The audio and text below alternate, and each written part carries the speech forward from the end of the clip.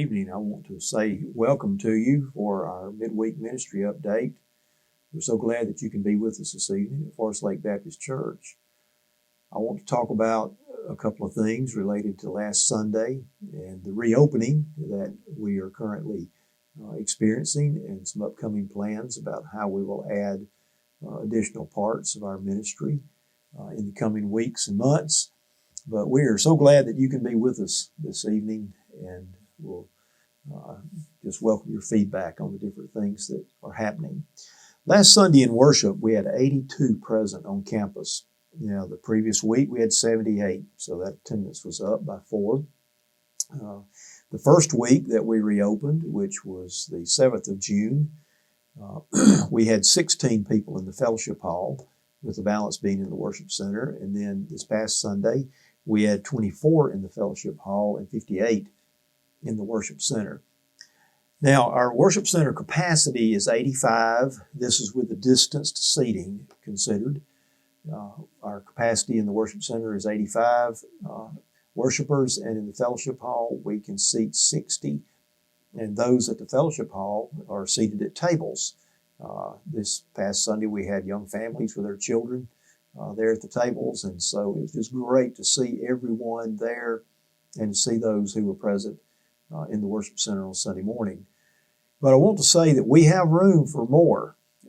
If we can seat 85 in the worship center and we're having 58 or 60, and we can seat up to 60 in the fellowship hall, and we're having 24 or 25, then we have some room for you. And so we trust that as you're comfortable and as you look at the various media reports and consider your own health and particular vulnerabilities or risk, then we trust that you'll just come back and worship with us in person. Likewise, if you are not comfortable, you have our blessing to participate from home. We've done a lot in the period of the shutdown to upgrade our technology. We're very comfortable with where we are and what we're doing. Like any aspect of our service, it can improve, and we're constantly working on improvement. But we're very grateful for where we are, looking back on where we started. And so you follow your heart and you trust the Lord and you participate here on site or online, seated at home as you are most comfortable. With regard to technology, I want to cover a couple of things. One is that the way that we have had to step up our AV, and which includes sound and video, different pieces of it like that. Essentially, we are having to expand that team. And so there is room for some additional members on that team. Donnie and Patrick and I have been working together to put together a series of training modules that can be delivered on Ministry Grid.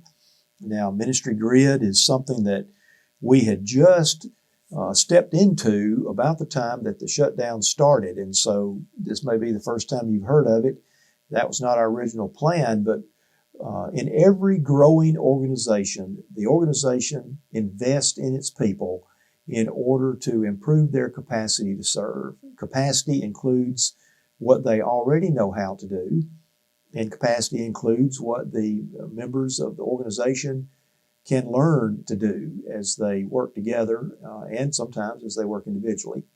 And so we have some opportunities for service, and that will be operating the soundboard or operating one of the cameras, operating the software that runs the live stream, which is a very crucial component, or operating the slides and the various pieces of how that works in our worship presentation.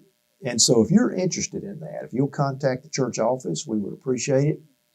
And we don't have a set number on the number of people, but our goal, our dream is for that team to become a rotating team of individuals who will be a well-coordinated team and who can cover for one another, but who can have a Sunday off because there are others that know how to do that particular job. So let us know if you're interested in the AV ministry. We'll get a note to you about the training requirements and what the task involves. And if you want to step up to that challenge, then we'd like to talk with you about it. Now, the Pastoral Bible Study and the live stream is a familiar approach to us by now.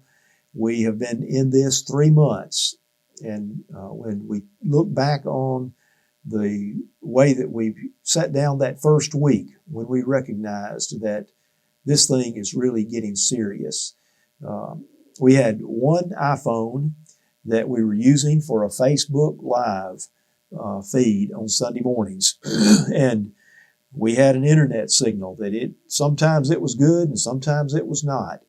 And now you can't see what I'm looking at, but I'm looking at lighting apparatus and looking at cameras and looking at a timer telling me how long I need to talk, and a camera here and a camera over there, and different angles and ways of looking at the speaker who is speaking, and ways that the speaker must prepare to deliver the message, either in a ministry update like this, or the sermon on Sunday, or the music as Brad leads music. And so we've grown a lot and learned a lot in that.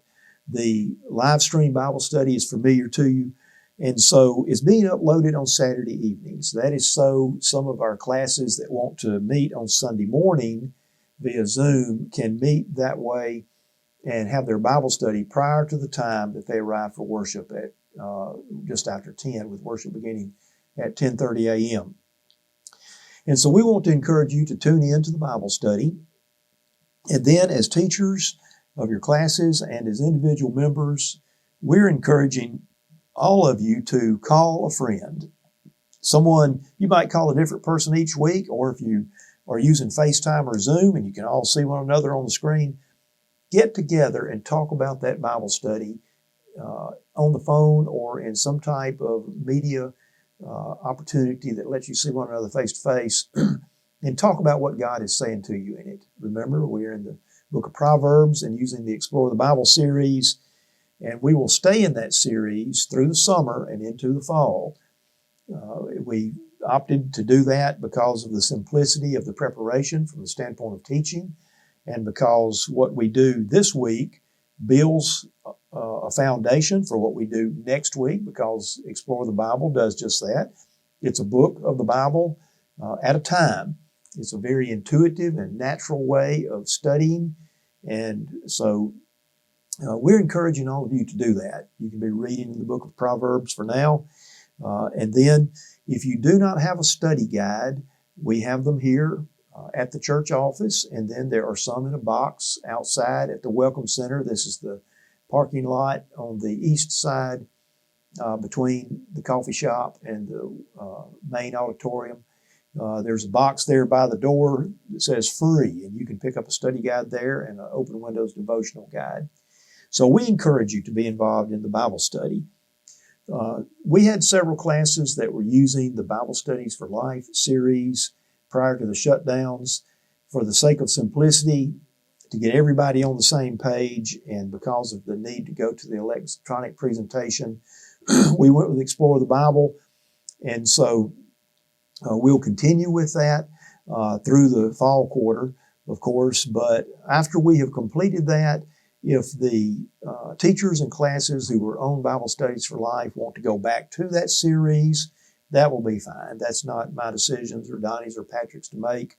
But we see the merits of this particular series and want you to know that we can do some things with it we could not do with the other. And so we trust that you'll give it a fair hearing and give your heart to it as you study God's Word. Now, coming up, we are beginning discussions among the ministry staff and the volunteer leaders in the program areas about how to reopen Bible study. We have mentioned a phased restart or a staged restart, and our initial goal will be to restart with the population groups or the individuals and families within the church who are at least risk for COVID-19. That means essentially the young adults and the children's ministries. And because our young adult ministry and our children's ministry are directly linked to each other, we're talking with those leadership groups. And so we hope, we anticipate, this is, if we don't have an outbreak within the church, and if things mediate out in the community around us, we anticipate that Young Adult Bible Study will reopen on campus sometime in July. Middle adults would come after that, perhaps as early as August. And then in September, assuming all goes well, the senior adults would have the opportunity to come back on campus. We do ask that you give us grace and some latitude in this, because we literally wake up every day to news reports that sometimes we really don't know what to believe. I know that you don't either. But if you will, grant us some grace in that decision-making process as we try to act in the long-term, common good, best interest of the church family at large. But you need to know that we're in those discussions, and we'll be communicating to the church family about various parts of the expanded ministry that reopen just as soon as we know. Thank you for your giving. Giving has remained faithful and steady. For those who are back on site, we want you to know that they want to remind you that the plates are there as you come in the door or go out the door. We're not passing the plate, and so we'll just need to remind you at the beginning and the end of the worship service to please deposit your gifts there. Many of you have shifted to the online giving option using our website, or you have begun using the, I think it's bill pay or maybe ADH or ACH process through your bank. I'm married to an accountant. My wife does all that for us, but we appreciate all of you for your faithfulness in giving, and just want to thank you so much. The instructions are at the website if you choose to go that route. If you have problems with it, please call us. Our service survey for the next year will be coming out soon. Of course, we'll have a paper copy that is available. We'll make that available in the boxes outside the office doors. And we will also be set up to do this online. We'll be able to send you a text message so that you can do it on your smartphone, or you can click a link in an email and go to that in your web browser on your computer. And so look for a link to the service survey in one of your upcoming FLBC news. We do ask you to keep an eye on your digital news that comes out each week for various updates and news, things that sometimes happen between Wednesday and Sunday that we get in there, but we'll try to keep you updated. Finally, I want to ask you, what do you need? We have a group of members who have said we're available to go grocery shopping for someone that needs it. We're available to help them get to a doctor's appointment if they need to go, or a dental appointment or something like that.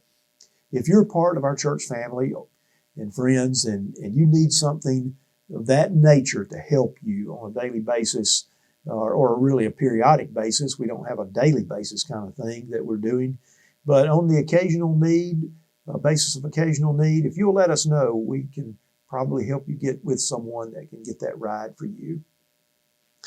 I want to remind you that in Deuteronomy chapter 6, there's a passage that's familiar to us. It's the Shema, as we often call it in Old Testament terms.